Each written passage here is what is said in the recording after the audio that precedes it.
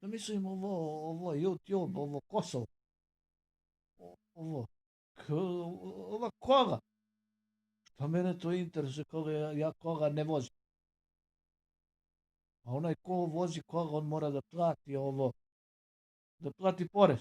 Mora da plati porez.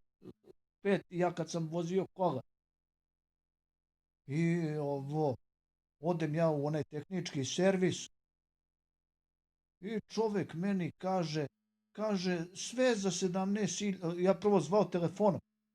Ja kažem koliko tablice i tehnički pregled, sve.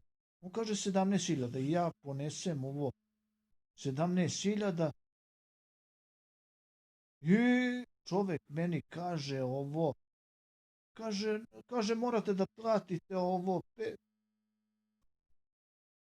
5.000 dinara da platim ovo tehnički. Ja kažem, gospodine, ako treba da platim, da naplatim još šta, vi kažite, ja se okrenem i odem.